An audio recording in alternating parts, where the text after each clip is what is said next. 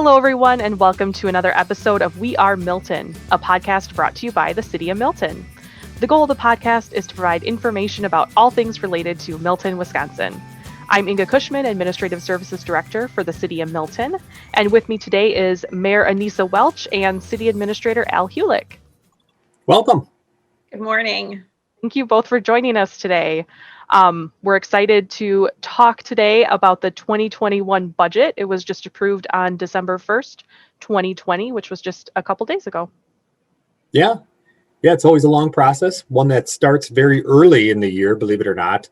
A lot of times we start thinking about next year's budget right after we adopt this year's budget. But, our budget process really starts to get into full swing in the summertime and then culminates with an adoption by the Common Council, which we did on Tuesday, December 1st. So now we have a 2021 budget. Good. So what we're going to talk about today are some of the highlights of that 2021 budget. Al, I don't know if you want to start or Anissa, if you wanted to start. Yeah, I can kind of go through the highlights of it for folks maybe who haven't seen in the Courier or followed along with the city news. The 2021 budget was a kind of a year unlike any other year. And again, remember the 2021 budget was created in 2020. So we did this right in the middle of kind of the craziness that is the COVID-19 world and the uncertainty that it has provided. But when adopted on Tuesday of this week, on December 1st, this budget is really what I consider to be a great budget, especially during these uncertain times. Some of the highlights that I think are important to folks who follow these things or just don't follow these things and just simply pay their tax bill at the end of the year is the city will be collecting less tax dollars actually in 2021 than we did in 2020. So that's our levy, as you call it, or as we call it in our world, is actually decreasing. And how that corresponds to the overall budget is, although our expenses are going up only 1% in the entire budget, the amount of taxes we're collecting is going down. And that had a residual effect on the tax rate, which is the item that shows up on folks' tax bills. And the tax rate, the city's portion of the tax rate, is actually decreasing 2%. So that's good news for everybody out there who owns property in the city of Milton. When it comes time to, pay the tax bill, the city's portion will be less than it was last year, which is again good. It was important for us and the council and the mayor to really hold the line as tight as we could, and I feel like we did that and actually surpassed that by decreasing taxes. And a lot goes into the process of the budget, and we don't want to necessarily bore everybody in the first 5 minutes of this podcast, but the budget is really a product of what the value of the city is. And fortunately, the city of Milton has been growing at really an unprecedented rate for the last couple of years. We saw another great year for growth in 2019, which is really what makes up the 2020 kind of equalized value. We saw over $27 million worth of new growth this year. In 2020, Milton was the second fastest growing city in Rock County. Last year, we were the first. We were the fastest growing community in Rock County. So we've got our work cut out for us in 2021, but things are looking good in that direction. And what that means is we saw net new construction of 2.152%, meaning that the city saw new construction in that amount. And that's really important to us on how we set our levy. That's how the state puts together the levy equation. And then the last kind of highlight from the budget process, I guess I would say, is one that we've continued on for the last several years, is there's no new tax levy supported debt in this budget. And that's been a goal of the staff and the council and the mayor for some time now. We really don't want to kick the can down the road to future councils. Anytime you borrow, it costs the taxpayers more money to borrow than it would be to just pay for things. If you think about it from your own personal perspective at home, when you put something on the credit card, there's always interest charges on there. And in our world, there's actually issuance costs that go along with that as well, similar to kind of maybe a mortgage. So we want to try to pay for as much as we can with cash. And having no new borrowing is always a goal for us in order to keep that levy low and that tax rate low. So we're able to do all of that in this budget without reducing any staff or reducing any services. So it's important. Can you talk a little bit about the difference between tax levy supported borrowing and maybe borrowing through a TIF district or utilities? Yeah. So when I say no new tax levy supported borrowing, what I mean when I say that is that the source of funds that would be used to pay that debt would be tax dollars. So that's the one that we really try to avoid as much as humanly possible. There are other ways to take on debt that isn't supported directly by tax dollars, and you mentioned it in your question. There's TIF increment that can pay for it, or there's utilities that can pay for it. There's also revenue bonds, but we don't generally go into that world either. So it's the tax levy supported borrowing that we really want to stay away from, because that hits the taxpayers directly, and that's what we want to remove from the equation if possible. Good. So let's talk a little bit about what went into the budget process. We talked about some of those budget goals that we have already, but let's go over those a little bit more detail, I guess. Yeah, I mean, the Common Council adopted the strategic plan this year, and that's really kind of the framework that we use to make the decisions that go into our budget process. What are our vision? What's our goals? What's our mission? And where do we want to allocate those dollars? And we don't necessarily start every year with a blank slate. We don't do a zero-sum budgeting process. But in essence, we kind of always do go back and look at every line item to make sure that it makes sense, not only from the year before, but what we anticipate in the upcoming year. And we try to look at like a 3 to 5 year rolling average too, to make sure that those allocations are reasonable and in line with what we anticipate. And there's certainly things that we can never anticipate. We can never anticipate a global pandemic in the middle of this.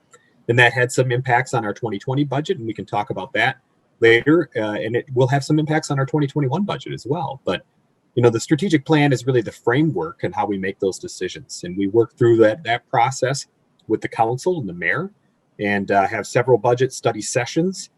Each department head looks at their individual department, and then that kind of feeds up through the system. And we always really want to make sure that again, we don't look at it as a clean slate perspective, but we want to make sure that the numbers that we are using next year make sense and jive with what we have experienced over the last several years. We're fortunate in the sense that we don't do what the state does and adopts a 2-year budget, but it's even a lot can change in 12 months. So. Yeah, I'm really glad that we're talking about the strategic plan and our mission, vision, and values, and how that drives our budget process. Because maybe some people don't know that we took the time to do a strategic plan during a pandemic, and we did it virtually, and we engaged the community and a variety of groups of people to contribute to that strategic plan. So when we look at budgets are about community values, and our strategic plan was a collaboration with so many of our citizens and members of our community.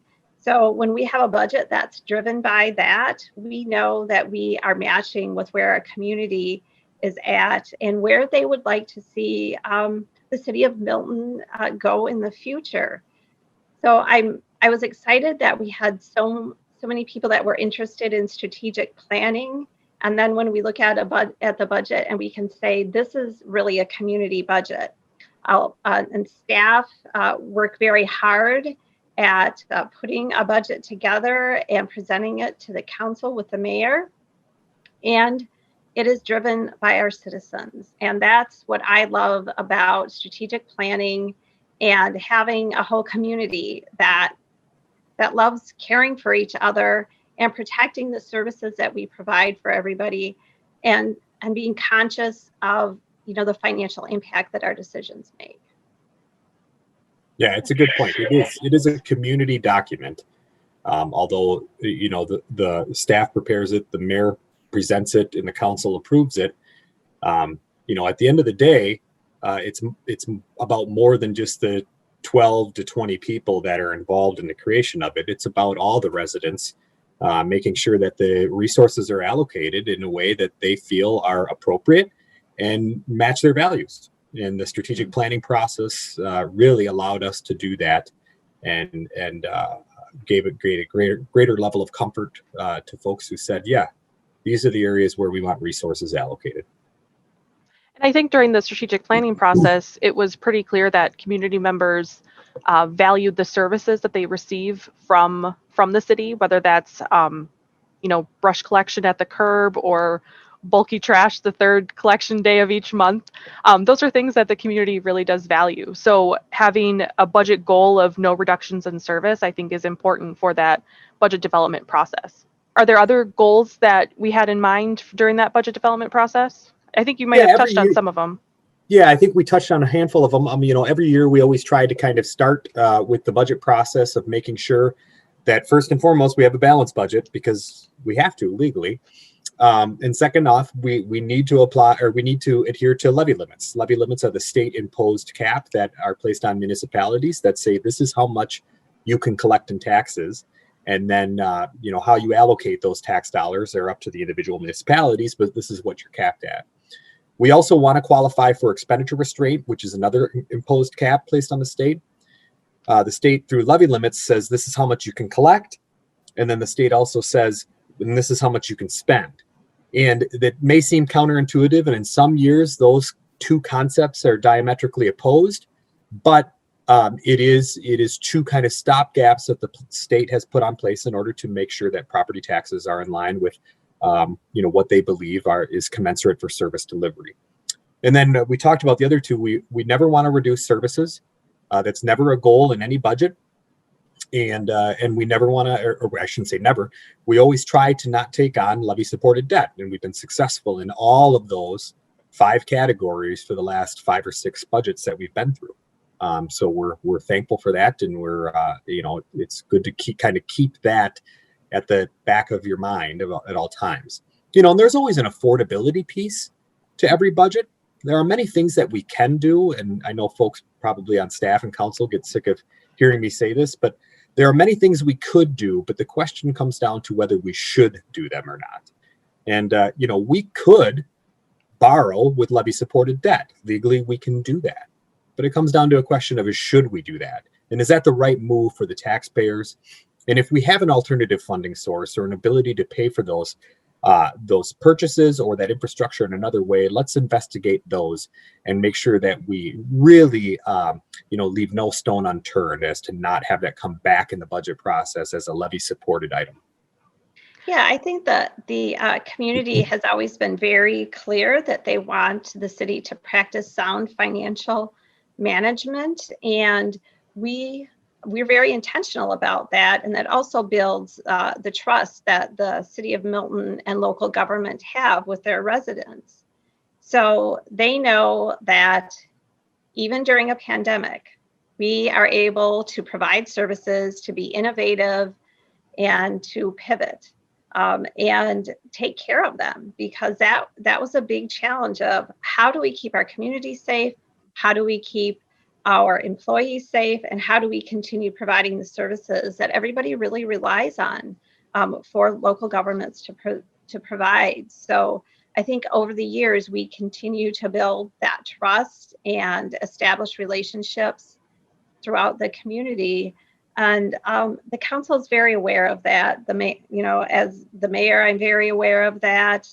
And we continue each day to work really hard to provide the services and to be efficient and effective with the tax dollars that the citizens trust with us. Definitely.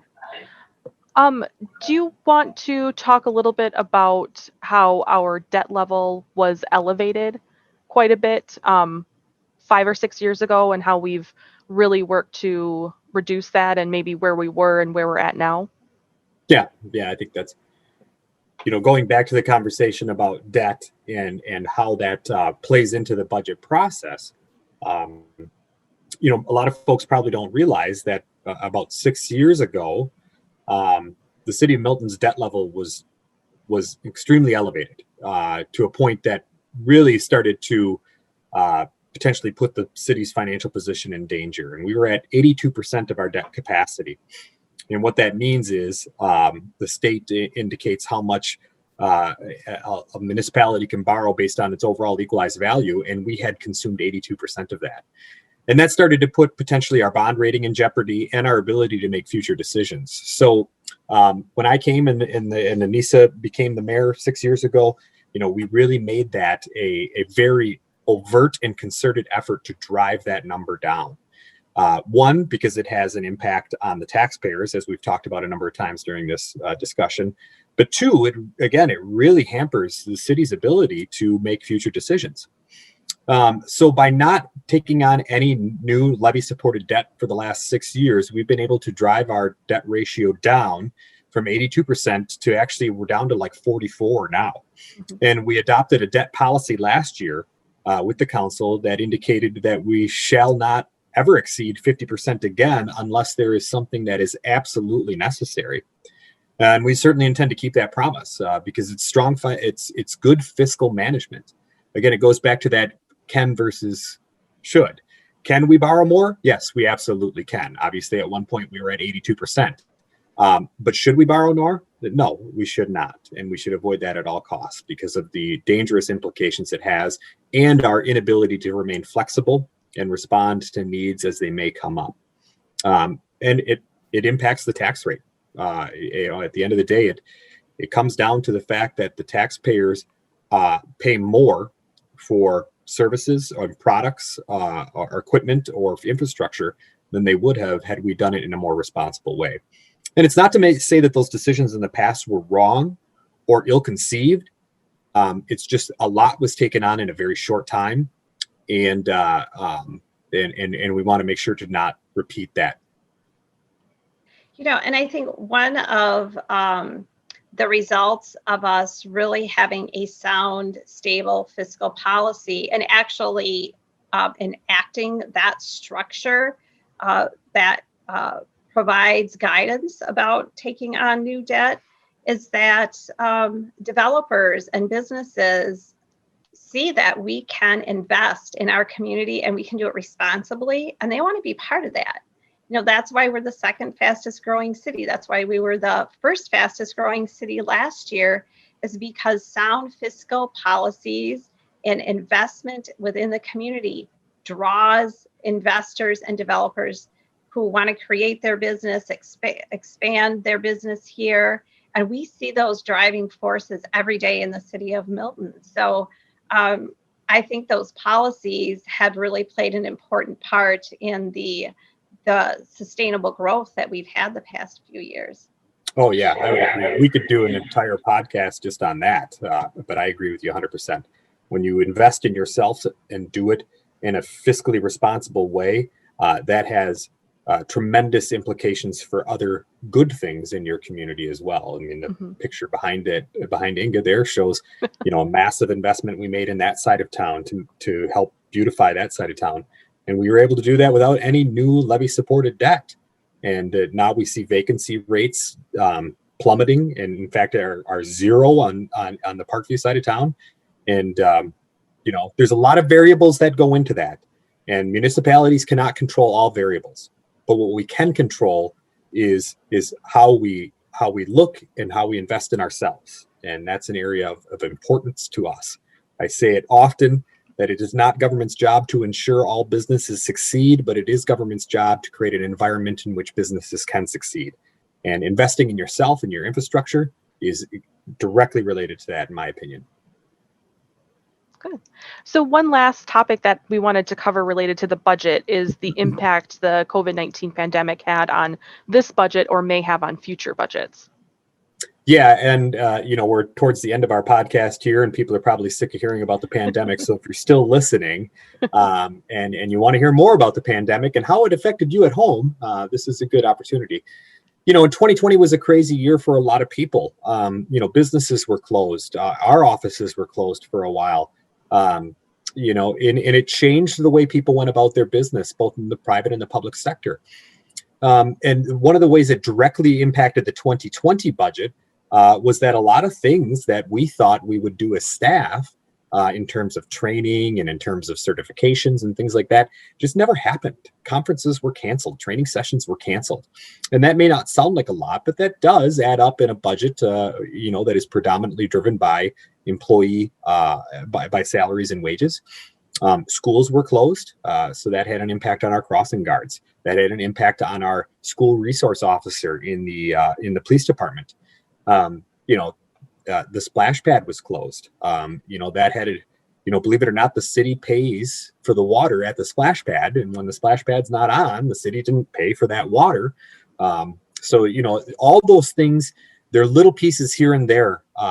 And they add up. So it had an impact on our 2020 budget in the respect that certain things that we anticipated doing, mostly in the staff world, didn't happen. But other things happened that we didn't anticipate doing. For example, the school resource officer wasn't in the schools, so therefore that school resource officer was out on the beat. That changed the funding source for that respective person. And when you're in an organization of 36 people, one change like that can have a dramatic impact. So the 2020 budget was really, it didn't change the budget itself, but it changed the allocation of resources within that budget. And we really won't know the true impact of that until probably February or March of next year, once we close out the 2020 budget. I think the real impact that we'll see from the pandemic, and again, unknown how long this will go on for, will be in the 2022 budget process. So when we do this podcast next year, we'll have a much clearer picture of really what in the world did this do, and how did this kind of ripple through the system.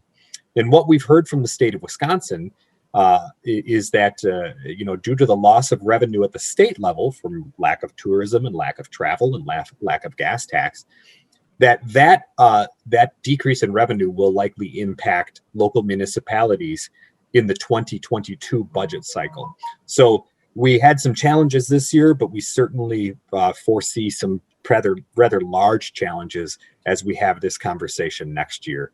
And it will be directly due to the pandemic. Yeah, I think that's one of the things that as local government, we have to be prepared for. I don't think anybody's prepared for a pandemic, but when you have a history of solid financial decisions and you're in a good place, then as a municipality, you're able to adapt and innovate, and you're able to navigate uncertainty better than if you're not making sound financial decisions. So it's going to be challenging for us, for sure, but I'm also confident in our abilities to meet those challenges and continue to provide the services that the citizens expect from us.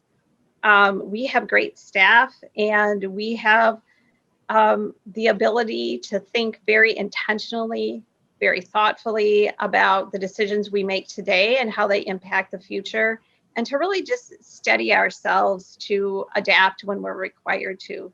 So I want to assure our residents that we're going to meet every challenge that comes our way, like we always have.